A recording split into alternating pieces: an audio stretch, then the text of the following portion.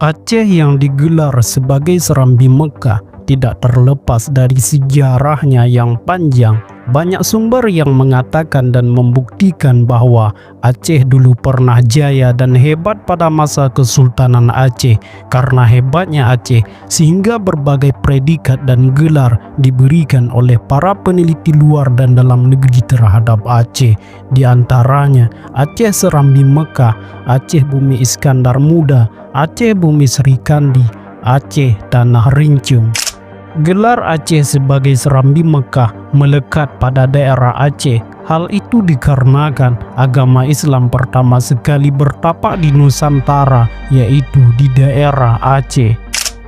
Aceh merupakan daerah berdirinya kerajaan Islam pertama di Nusantara. Buktinya bisa kita lihat dari jejak-jejak atau peninggalan-peninggalan masa dulu, seperti nisan-nisan yang bertuliskan Makam Malikus Saleh, naskah-naskah atau manuskrip seperti hikayat Raja-Raja Pasai, dan juga catatan perjalanan para musafir asing seperti dari Marco Polo dan dari Ibnu Battuta, yang membuktikan bahwa agama Islam dan kerajaan Islam pertama di Nusantara adalah Pasai, Perlak, dan Lamuri yang berlokasi di Provinsi Aceh sekarang. Lalu bagaimanakah sejarah Aceh, daerah yang pernah jaya dan memiliki wilayah kekuasaan yang luas dan sangat berpengaruh di Nusantara bahkan dunia? Dan apakah benar Aceh adalah sebuah negara, dan bagaimana Aceh terbentuk dan menjadi negara terkuat dan terkenal di dunia? Maka pada kesempatan kali ini kita akan mendalami lebih dalam sejarah Aceh Darussalam.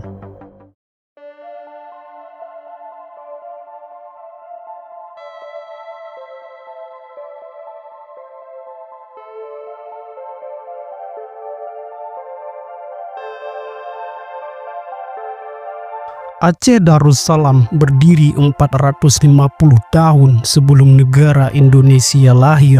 Kerajaan Aceh Darussalam berdiri menjelang keruntuhan Kerajaan Samudra Pasai, sebagaimana tercatat dalam sejarah. Pada tahun 1360, Samudra Pasai ditaklukkan oleh Majapahit. Kemudian menjelang akhir abad ke-14 Masehi, yaitu pada tahun 1496, Kerajaan Aceh Darussalam telah berdiri dengan penguasa pertamanya adalah Sultan Ali Mukhayatcha. Ia dinobatkan sebagai Sultan Alaiddin Ali Mukhayatcha pada 8 September tahun 1507. Kemudian pada tahun 1521, Portugis melakukan penyerangan ke Kerajaan Samudra Pasai yang dikenal sebagai pusat perdagangan rempah-rempah. Mulai saat itu, Pasai terus mengalami kemunduran. Sultan Ali Mukhayatcha yang sudah berdiri sebagai kekuatan yang signifikan di Aceh melihat peluang ini sebagai kesempatan untuk memperluas kekuasaannya. Ia kemudian menyerang dan menaklukkan Pasai pada tahun 1524. Pasai yang sudah melemah dan diduduki oleh Portugis berhasil direbut oleh Kesultanan Aceh. Dengan demikian, Pasai menjadi bagian dari wilayah Kesultanan Aceh. Dengan menaklukkan Pasai, Kerajaan Aceh berhasil mengendalikan jalur perdagangan di Selat Malaka yang sebelumnya dikuasai oleh Portugis. Penaklukan Pasai ini memiliki arti penting dalam sejarah Aceh. Hal ini menandai dimulainya ekspansi Kesultanan Aceh dan memperluas kekuasaannya di wilayah Sumatera. Dan sejak saat itu, Kerajaan Aceh Darussalam menjadi satu-satunya kerajaan yang memiliki pengaruh besar di wilayah tersebut. Bisa dikatakan sebenarnya Kerajaan Aceh ini merupakan kelanjutan dari Kerajaan Samudra Pasai untuk membangkitkan dan meraih kembali kejayaan Aceh yang pernah dicapai Samudra Pasai sebelumnya. Pada awalnya, wilayah Kerajaan Aceh hanya mencakup Banda Aceh dan Aceh Besar saat dipimpin oleh ayah Ali Mukhayatcha, yaitu Sultan Syamsusa. Syamsusa adalah sultan kedua dari Kerajaan Mekuta Alam. Sebelumnya, pusat kerajaan ini berada di Lamuri. Kemudian pada akhir abad ke-15, pusat kerajaan dipindahkan ke Mekuta Alam akibat terjadinya serangan yang dilakukan oleh kerajaan Pidi, kerajaan Lamuri, kemudian lebih dikenal sebagai kerajaan Mekuta Alam. Ketika Mokhayat-Shah naik tahta menggantikan ayahnya Syamsushah, ia berhasil memperkuat kekuatan dan mempersatukan wilayah Aceh dalam kekuasaannya, termasuk menaklukkan kerajaan Pasai. Sekitar tahun 1511 Masehi, kerajaan-kerajaan kecil yang terdapat di Aceh dan pesisir timur Sumatera seperti kerajaan Perlak di Aceh Timur dan kerajaan Pedir yang berada di Pidi dan kerajaan Daya di Aceh Barat Daya dan kerajaan Aru di Sumatera Utara sudah berada di bawah pengaruh kolonial Portugis. Sultan Ali Mokhayat-Shah dikenal sangat anti pada Portugis. Karena itu, untuk menghambat pengaruh kolonial Portugis, kerajaan-kerajaan kecil tersebut kemudian ia taklukkan dan ia masukkan ke dalam wilayah kerajaannya. Sejak saat itu, kerajaan Aceh lebih dikenal dengan nama Kerajaan Aceh Darussalam.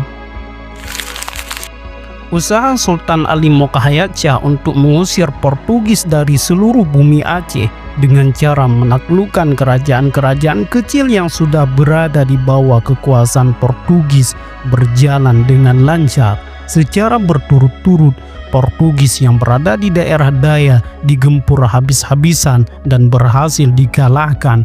Ketika Portugis mundur ke Pidi, Sultan Mokhayat-Shah juga menggempur Pidi sehingga Portugis terpaksa mundur ke Pasai. Kemudian Sultan Mokhayat-Shah melanjutkan gempurannya dan berhasil merebut benteng Portugis di Pasai. Kemenangan berturut-turut ini membawa keuntungan yang luar biasa, terutama dari aspek persenjataan. Portugis yang kewalahan menghadapi gempuran dari kerajaan Aceh banyak meninggalkan persenjataan karena memang tidak sempat mereka bawa saat gerak mundur pasukan. Senjata-senjata inilah yang digunakan kembali pasukan Mokhayat-Shah untuk menggempur Portugis.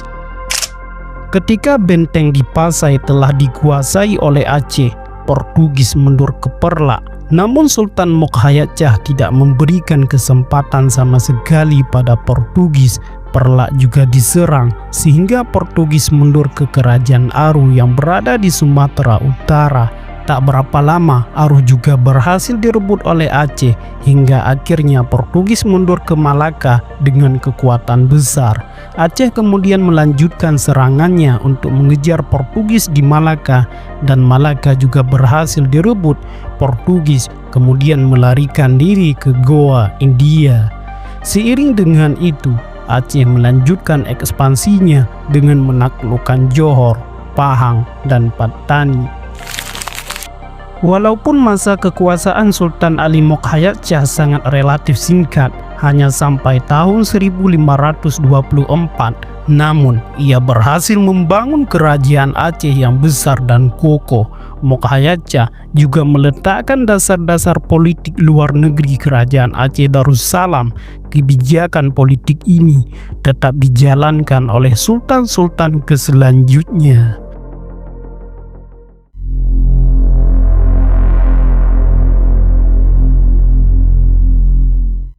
Kerajaan Aceh Darussalam mencapai puncak kejayaannya pada masa Kesultanan Iskandar Muda. Sultan Iskandar Muda adalah Sultan Aceh ke-12 yang memerintah dari tahun 1607 sampai 1636. Di bawah kekuasaannya, kerajaan Aceh mencapai puncak terluasnya dan menjadi negara terkuat dan terkaya yang mendominasi kepulauan Indonesia bagian barat dan Selat Malaka.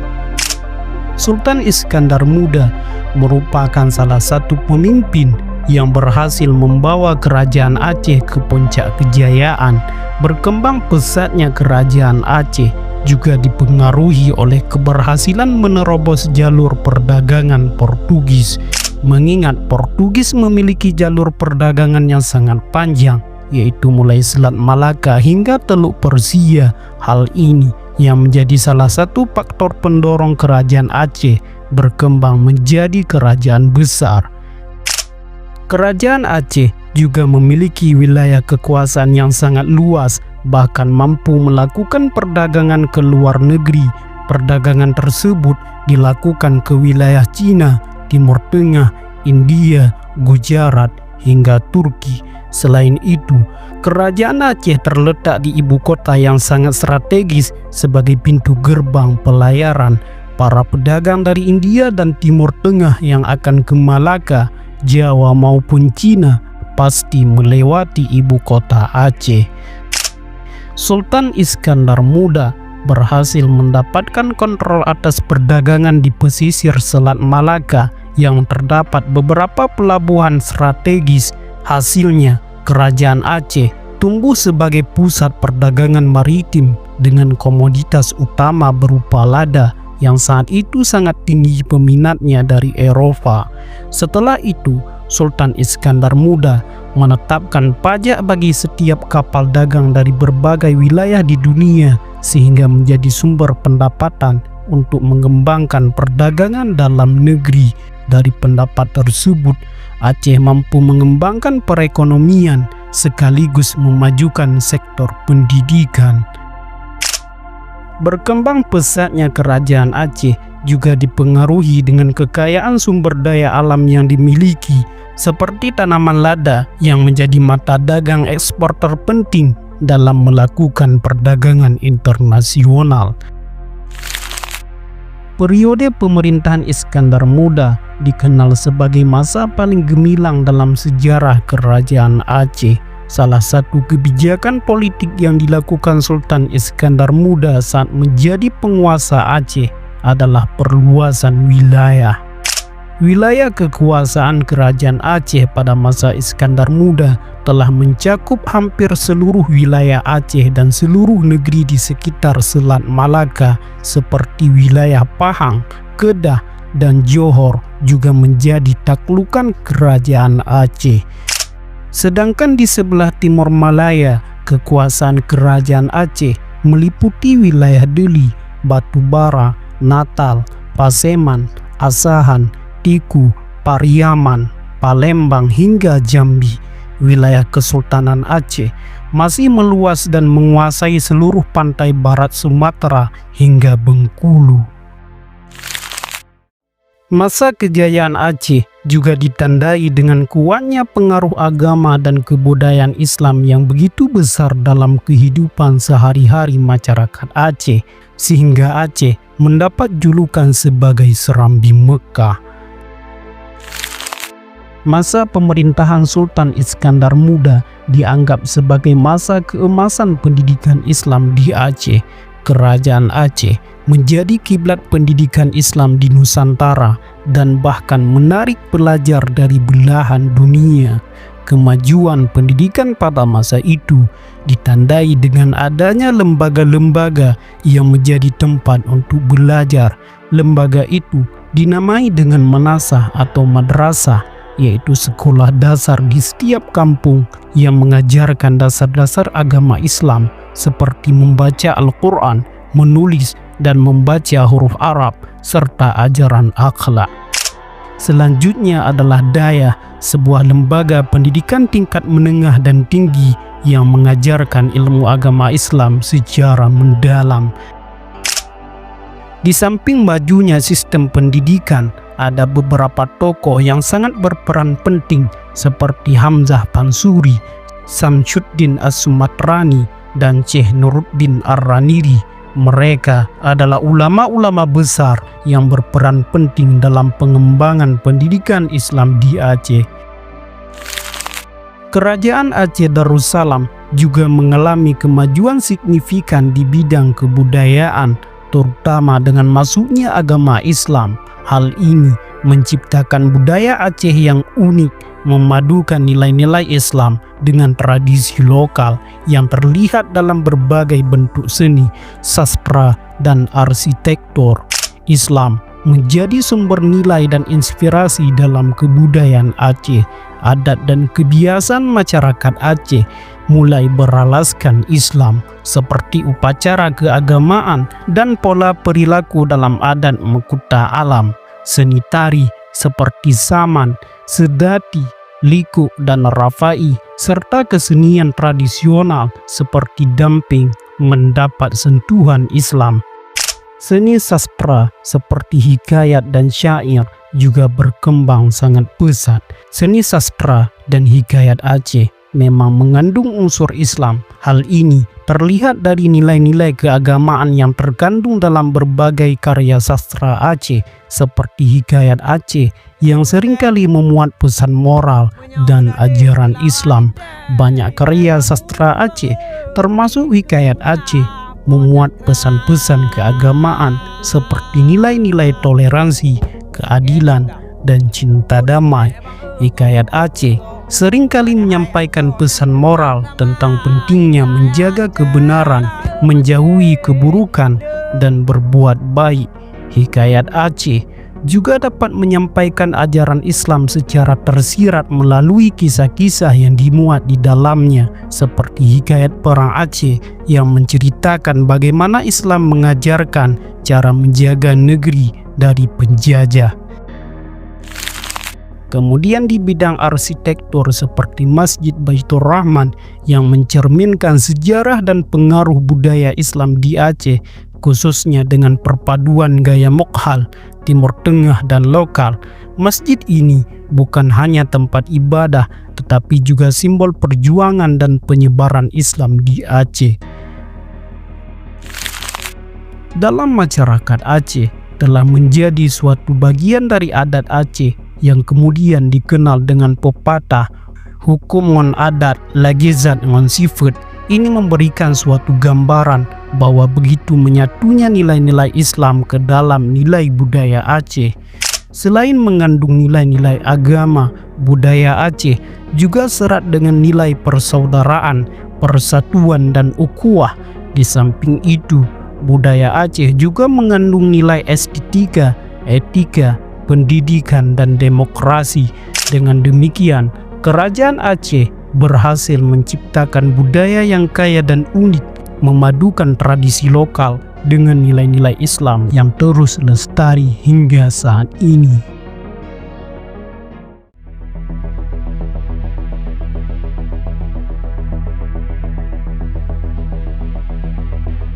Sejarah mencatat hubungan Kerajaan Aceh dan Turki Utsmani telah terjalin sejak abad ke-16, dimulai pada masa pemerintahan Sultan Alauddin Riayat Shah Al-Qahar yang memimpin sejak tahun 1537 sampai 1568, dan hubungan ini terus berlanjut hingga abad ke-19. Hubungan ini bermula ketika Kesultanan Aceh yang meminta bantuan militer, peralatan, dan tenaga ahli dari Turki Utsmani untuk menghadapi penjajah Portugis yang menguasai Malaka dan mengganggu jalur perdagangan di Samudra Hindia.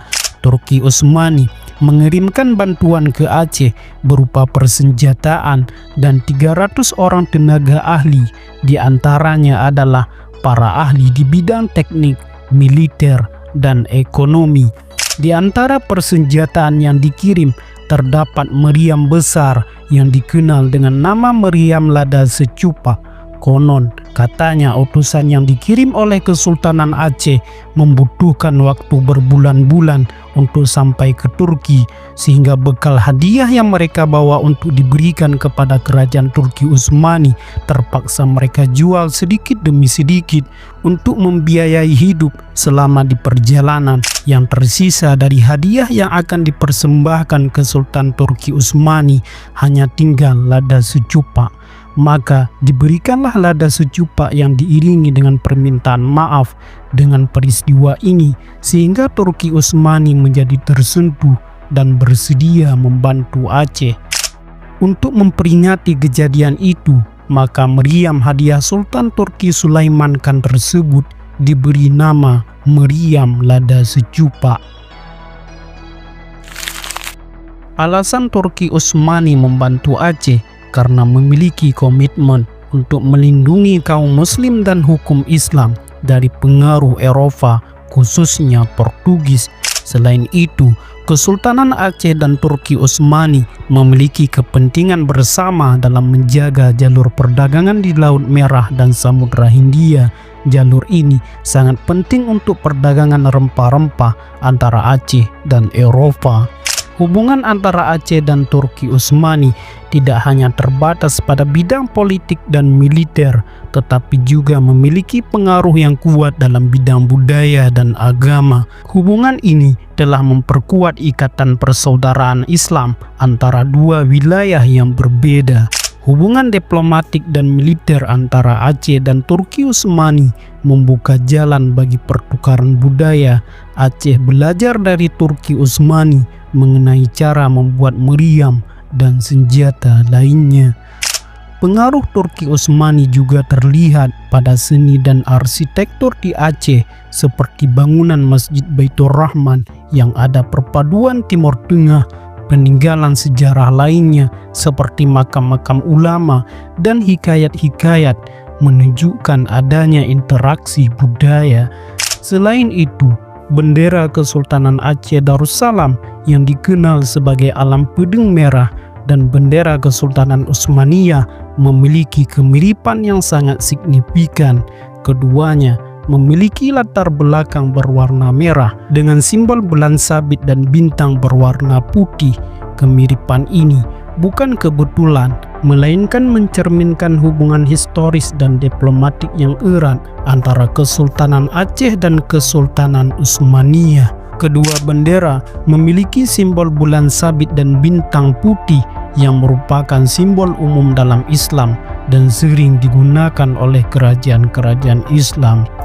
Latar belakang bendera berwarna merah pada kedua bendera yang mungkin memiliki makna keagamaan atau simbol kekuasaan. Bendera Kesultanan Aceh juga memiliki pedang berwarna putih di bagian bawah yang melambangkan sifat orang Aceh yang selalu siap mempertahankan kehormatan dan keadilan. Tidak hanya itu, Aceh sendiri banyak tinggal guru-guru yang berasal dari Turki. Sultan Iskandar Muda pada masa mudanya dididik oleh Kuja Manaseh, seorang guru besar dan ahli bahasa dari Turki. Dari Kuja Manaseh tersebut, Sultan Iskandar Muda mempelajari bahasa Arab, bahasa Turki, Portugis, Belanda, dan Inggris. Selain itu, beberapa ulama Aceh diketahui pernah belajar di Kesultanan Turki Utsmani. Salah satunya adalah Tengku Dibitai yang kemudian kembali ke Aceh dan menjadi tokoh penting dalam penyebaran Islam di Aceh. Selain Tengku Dibitai, ada juga Abu Hasan Krungkale yang belajar di Turki Utsmani dan kemudian mendalami ilmu falak dari seorang jenderal Turki Utsmani yang menetap di Arab Saudi. Hubungan erat antara Aceh dan Turki Utsmani meninggalkan berbagai jejak bersejarah di Aceh, termasuk peninggalan fisik, pengaruh budaya, dan catatan sejarah. Hubungan antara Kerajaan Aceh Darussalam dan Kerajaan Turki Utsmani merupakan hubungan yang erat dan saling menguntungkan yang mencakup berbagai aspek kehidupan. Hubungan ini tidak hanya menjadi bukti sejarah, tetapi juga menunjukkan pentingnya kerjasama antara negara Islam dalam menghadapi tantangan bersama.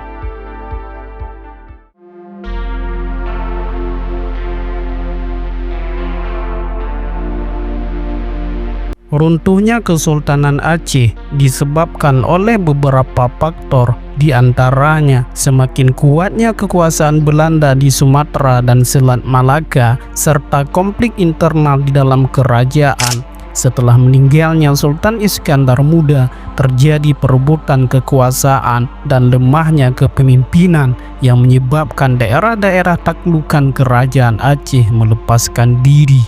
Kemudian pada bulan 2 November tahun 1871, lahirlah yang dinamakan dengan Traktat Sumatera.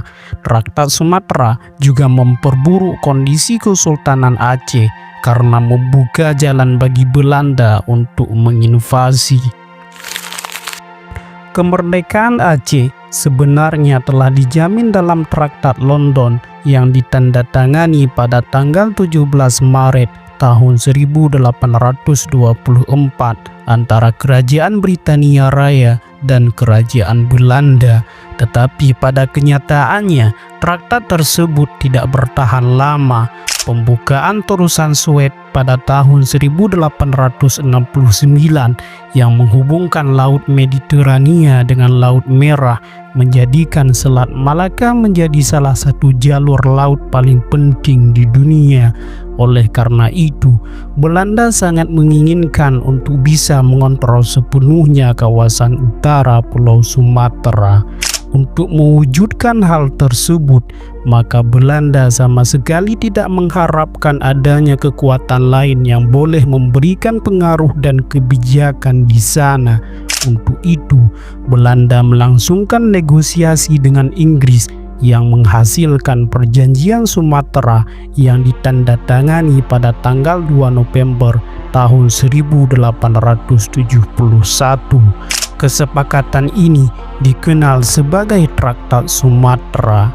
Poin penting perjanjian ini adalah dibatalnya Traktat London dan Inggris tidak akan ikut campur terhadap kekuasaan Belanda di Sumatera, serta Inggris mengakui kekuasaan sepenuhnya Belanda atas kesultanan di Sumatera termasuk Aceh. Perjanjian Sumatera ini dilakukan tanpa sama sekali berkonsultasi dengan Sultan Aceh sebagai penguasa Kesultanan Aceh di utara Sumatera. Berdasarkan perjanjian ini, maka Belanda mulai melakukan tekanan diplomatik di Aceh untuk menerima poin-poin hasil perjanjian itu. Perjanjian ini menjadi salah satu penyebab terjadinya Perang Aceh yang berkepanjangan. Rakyat Aceh menolak dan tidak mau tunduk pada kekuasaan Belanda dan ingin mempertahankan daerah, agama, dan kemerdekaannya.